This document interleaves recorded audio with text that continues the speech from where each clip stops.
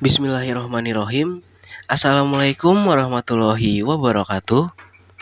Perkenalkan, nama saya Muhammad Johansyah dengan NIM 230104010009. Saya dari kelas 23B dari jurusan Komunikasi Penyiaran Islam. Di sini saya akan menjelaskan materi dari tugas middle test dari mata kuliah Integrasi Ilmu dari dosen pengampu mata kuliah Integrasi Ilmu, yaitu Ibu Rizkiatul Hasanah Esos Emsos. Di sini saya akan menjelaskan materi tentang integrasi ilmu. Yang pertama ada pengertian ilmu-ilmu, klasifikasi ilmu menurut Islam dan Barat, serta makna integrasi ilmu. Yang kedua ada tauhid sebagai paradigma integrasi ilmu serta dalil-dalil nakliyah. Yang ketiga ada dikotomi ilmu Barat. Yang keempat ada islamisasi ilmu dan saintifikasi Islam. Yang kelima ada hakikat eksistensi dan integratif. Yang keenam ada hubungan ilmu spiritual, rasional, empirik, dan hubungan ilmu huduri husuli. Dan yang ketujuh ada integrasi ilmu, pengabdian kepada Allah, kemaslahatan manusia dan alam. Baik, kita masuk ke materi yang pertama, yaitu pengertian ilmu-ilmu, klasifikasi ilmu menurut Islam dan Barat, serta makna integrasi ilmu. Pengertian ilmu. Ilmu adalah sebuah konsep yang kompleks dan memiliki banyak definisi berdasarkan pandangan para ahli dari berbagai bidang. Beberapa definisi ilmu menurut beberapa ahli ialah: yang pertama ada Karl Popper. Karl Popper adalah seorang filsuf ilmu terkenal yang mengemukakan bahwa ilmu adalah suatu upaya untuk menguji dan menguji ulang pengetahuan melalui metode ilmiah.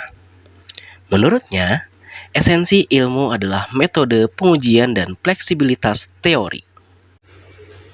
Yang kedua adalah Richard Feynman.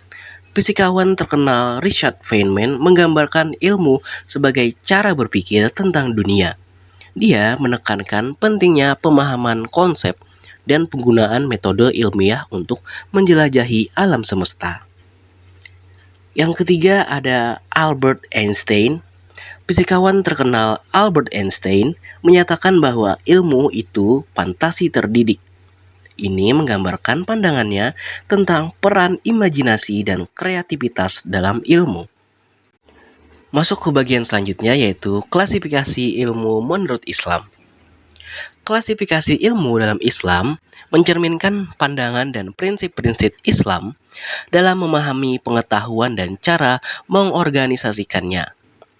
Klasifikasi ilmu dalam Islam tidak hanya berkaitan dengan disiplin ilmu, tetapi juga dengan nilai-nilai agama, etika, dan filosofi Islam. Klasifikasi ilmu dan ilmu dunia. Dalam Islam terdapat pemisahan antara ilmu agama dan ilmu dunia. Ilmu agama mencakup studi tentang Al-Quran, hadis, fikih, hukum Islam, akidah, dan lain-lain. Sementara ilmu dunia mencakup ilmu pengetahuan, teknologi, dan disiplin ilmiah lainnya.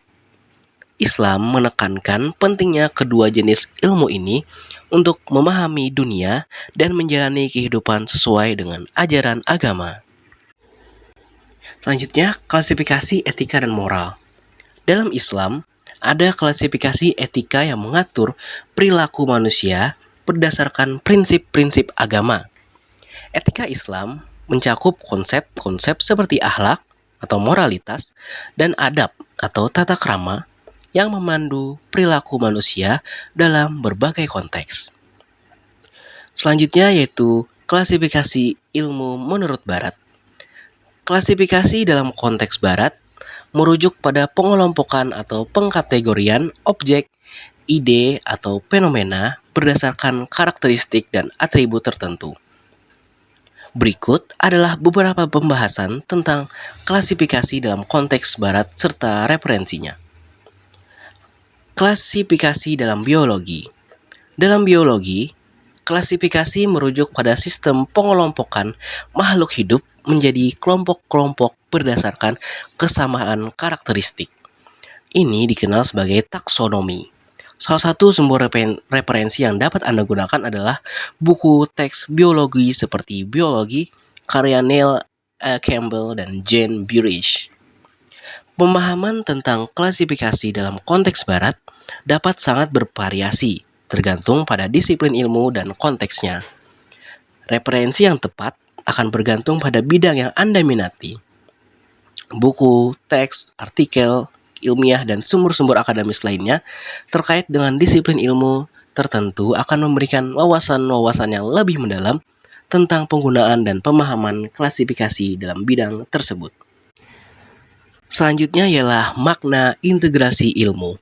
Integrasi ilmu adalah konsep yang mengacu pada penggabungan atau penyatuan berbagai disiplin ilmu atau pengetahuan untuk mencapai pemahaman yang lebih komprehensif atau untuk memecahkan masalah yang kompleks. Integrasi ilmu menekankan pentingnya melihat dan memahami hubungan antara berbagai bidang pengetahuan dan menggunakan pendekatan lintas disiplin untuk menghasilkan pemahaman yang lebih mendalam. Selanjutnya, kita masuk ke materi kedua yaitu Tauhid sebagai paradigma integrasi ilmu serta dalil-dalil nakliyah. Bagian A, paradigma.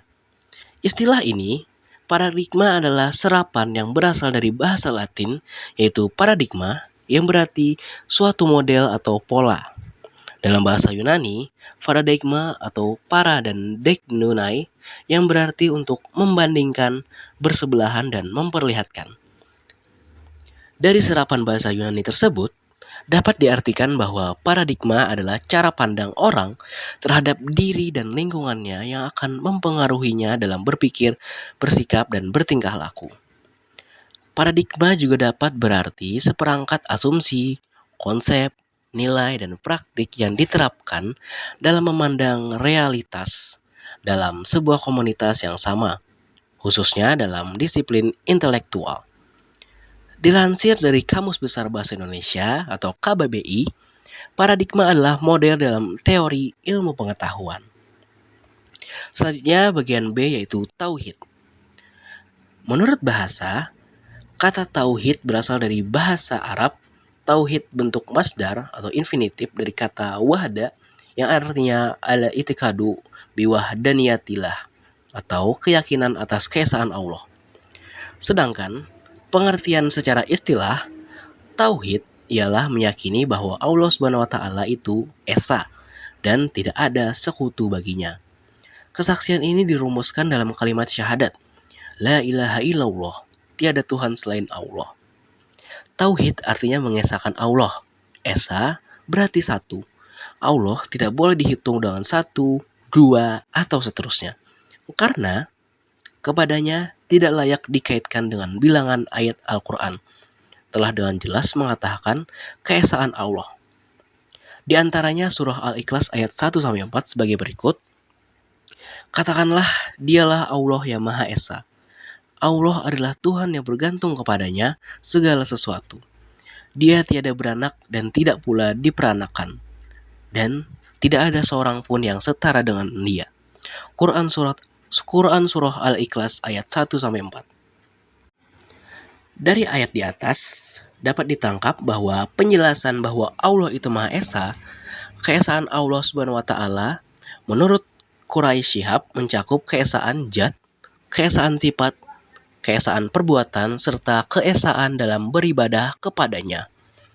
Keesaan zat mengandung pengertian bahwa seseorang harus percaya bahwa Allah SWT tidak terdiri dari unsur-unsur atau bagian-bagian.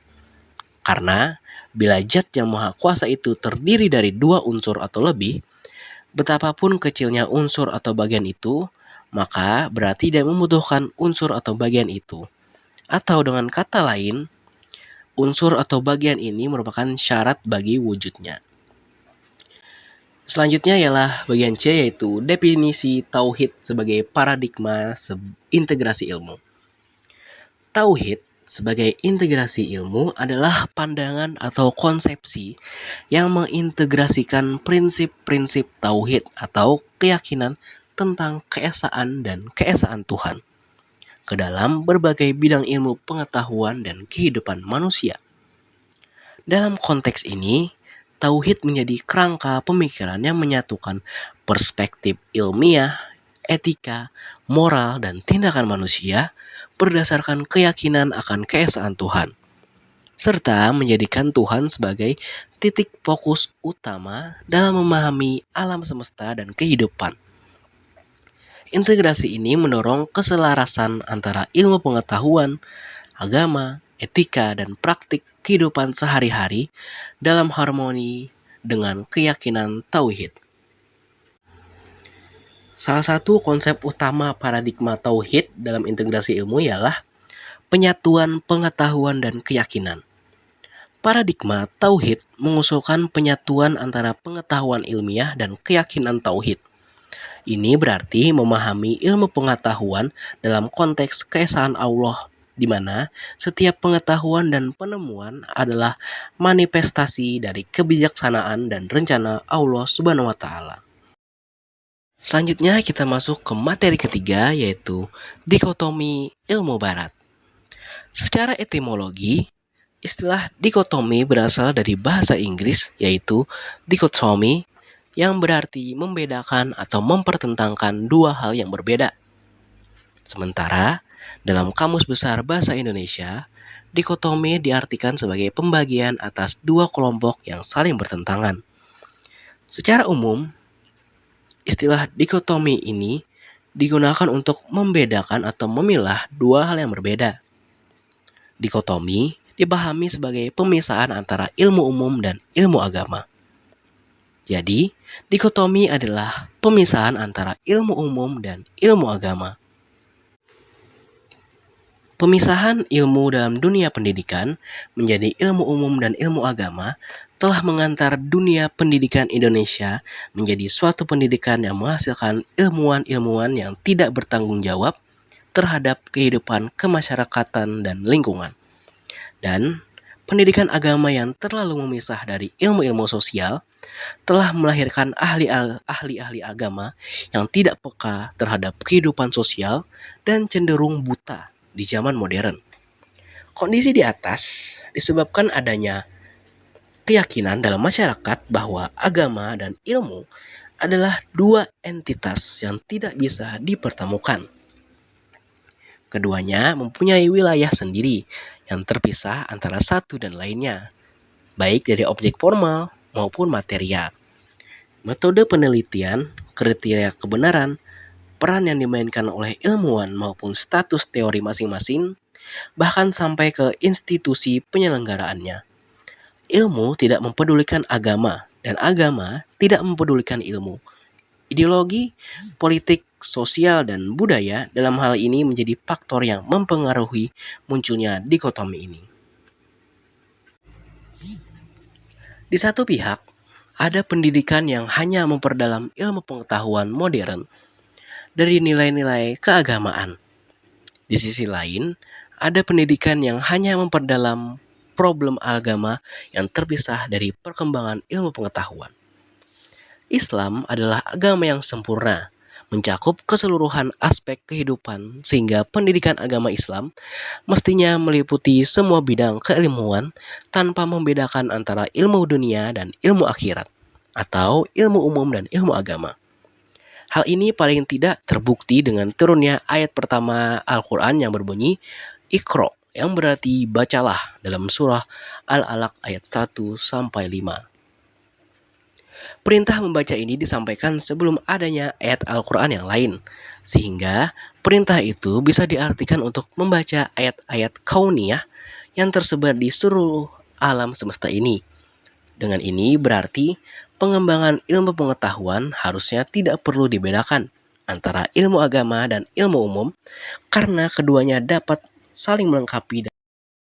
Selanjutnya kita masuk ke materi keempat, yaitu Islamisasi ilmu dan saintifikasi Islam.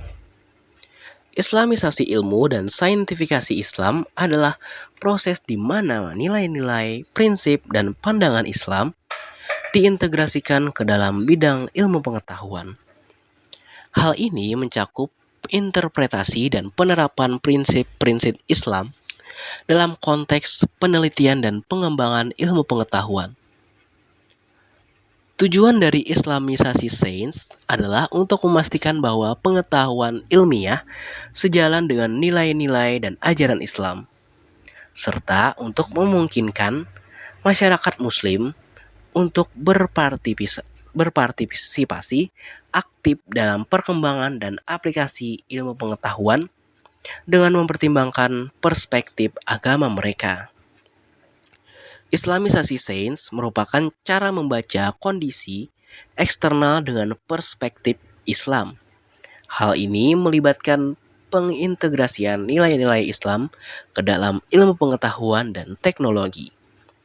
Islamisasi sains bertujuan untuk memastikan bahwa perkembangan ilmu pengetahuan dan teknologi tetap sejalan dengan ajaran-ajaran Islam.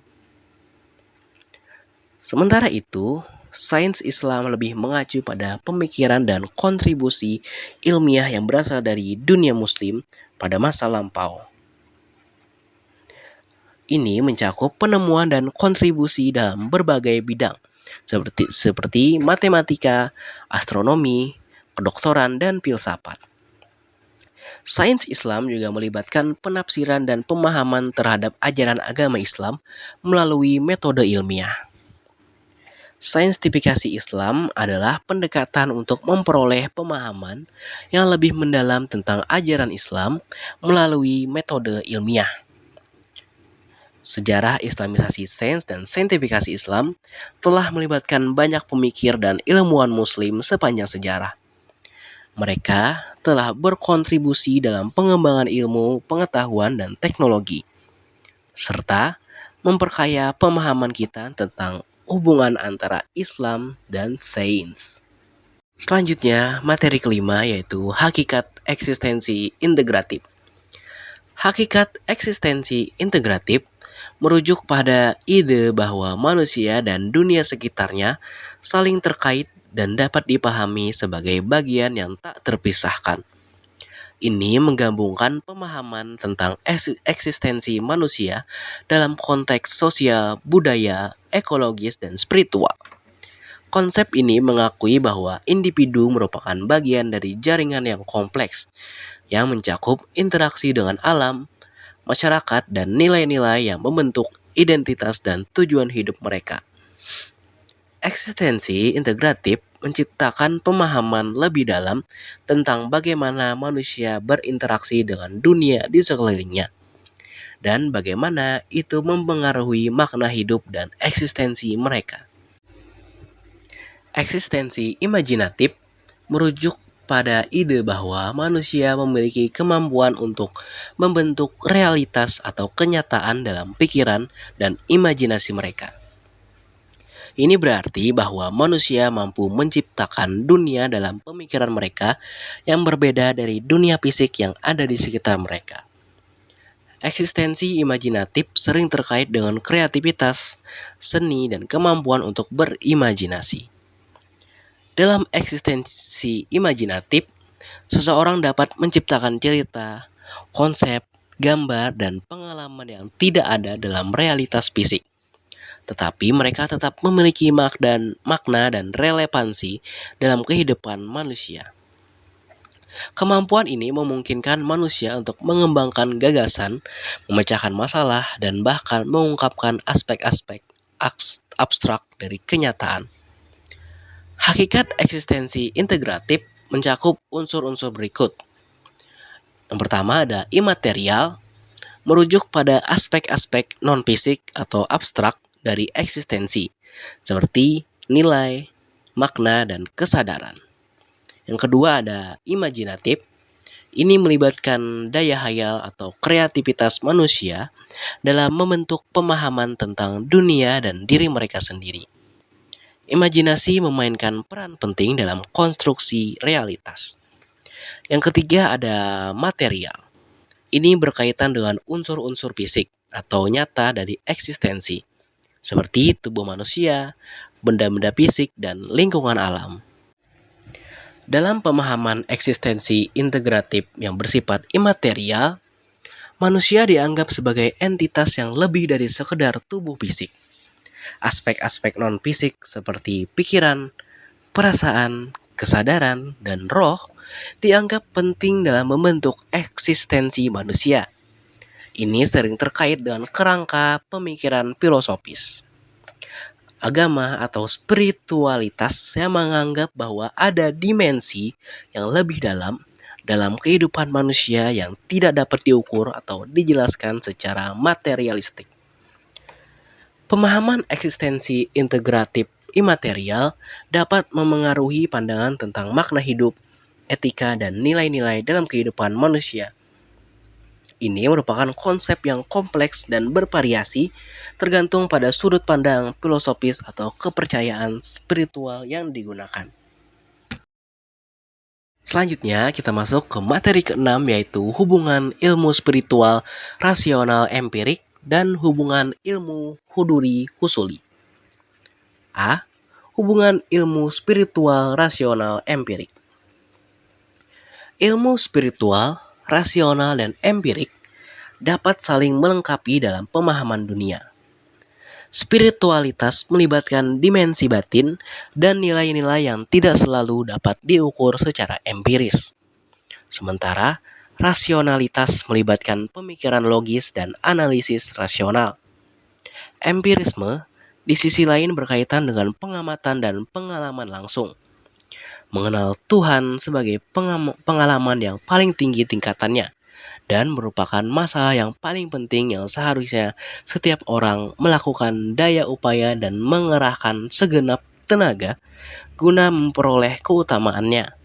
Karena pengalaman itu adalah ilmu yang benar dan sebagai sumber segala pengetahuan yang ada. Persoalannya menjadi sulit untuk dibahas dan diimplementasikan dalam praktik kehidupan sehari-hari karena tidak kasat penginderaan dan kadang-kadang menyimpang dari ukuran logika normatif.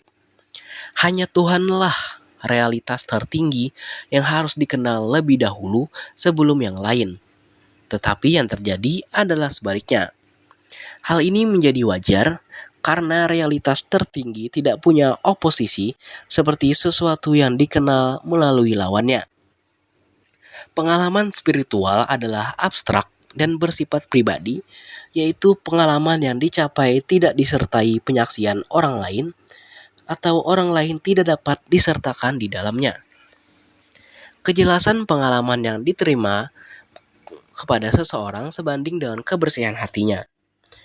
Orang yang mengalaminya memungkinkan ia mengambil inferensi objektif darinya. Pada keadaan tertentu, pengalaman itu tidak mempunyai batas logis yang bisa menghubungkan dengan sesuatu yang biasanya dihubungkan orang. Impulsif, tak terkendalikan, kadang-kadang melantur, berperilaku aneh, kehilangan kemampuan menikmati hubungan sosial, dan biasanya dibarengi dengan menghindari orang lain dalam jangka waktu tertentu. Yang B. Hubungan ilmu huduri husuli. Ilmu huduri dan husuli adalah konsep dalam konteks tasawuf atau sufisme yang merupakan cabang dari ilmu spiritual dalam Islam.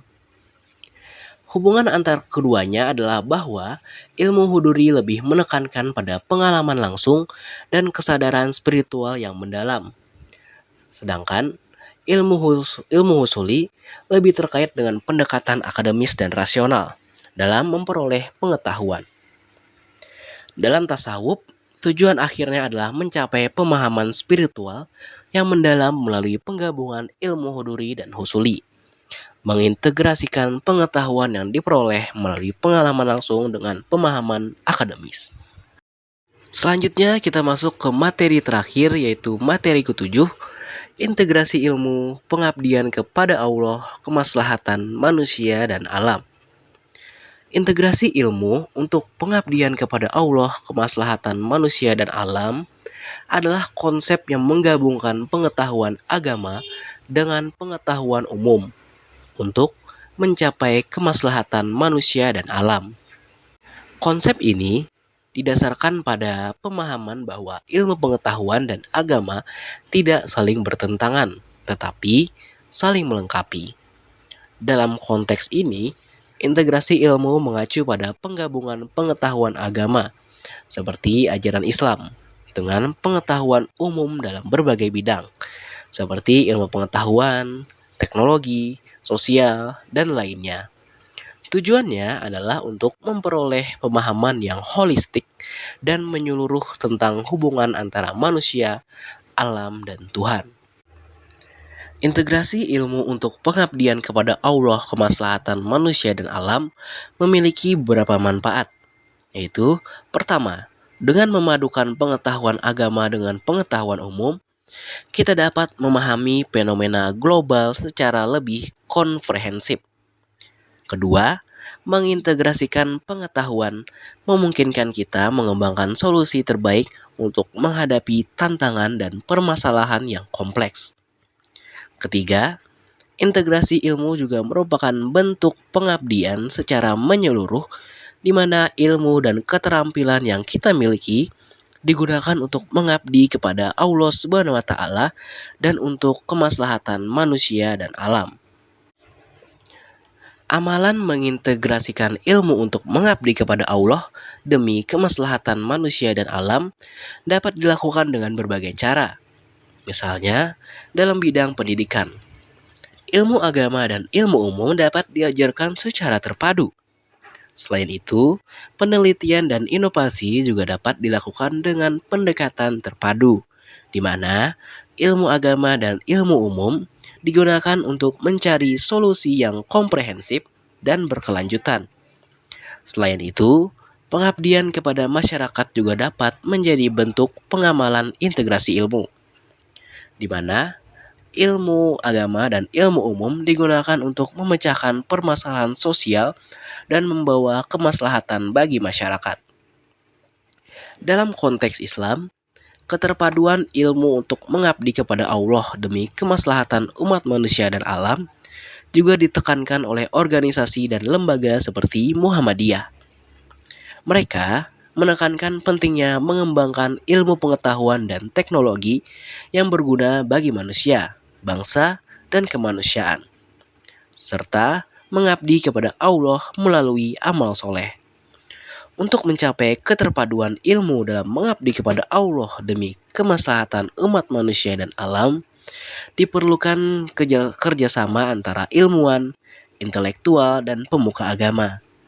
Dengan bekerja sama dan menghargai kontribusi satu sama lain, kita dapat mencapai pemahaman yang lebih mendalam tentang hubungan antara ilmu, pengetahuan, ilmu agama, dan kepentingan manusia dan alam.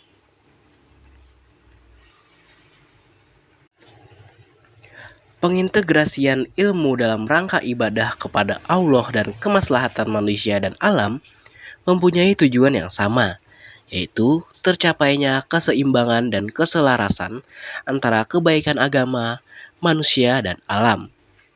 Dengan memadukan ilmu dan wawasan dari berbagai disiplin ilmu, kita dapat menciptakan solusi yang komprehensif, berkelanjutan, dan sesuai dengan nilai-nilai agama dalam rangka mengabdi kepada Allah Subhanahu wa taala dan membawa kemaslahatan bagi manusia dan alam. Dalam konteks ini, integrasi ilmu pengetahuan juga dapat dilakukan melalui pendidikan Islam yang memadukan ilmu agama dan ilmu umum. Oleh karena itu, lulusan program pendidikan Islam akan memiliki pemahaman yang komprehensif dan mampu menerapkan ilmu dan nilai-nilai agamanya dalam berbagai aspek kehidupan. Untuk mencapai integrasi keilmuan, perlu memerhatikan nilai-nilai etika dan moral dalam pemanfaatan ilmu pengetahuan dan teknologi. Hal ini akan membantu menjaga keseimbangan antara kemajuan ilmu pengetahuan dan kepentingan agama, manusia, dan alam. Dengan demikian, integrasi ilmu dalam rangka ibadah kepada Tuhan dan kesejahteraan manusia dan alam meliputi perpaduan ilmu dan pemahaman berbagai ilmu untuk mencapai keseimbangan dan keselarasan antara kepentingan agama, manusia, dan alam.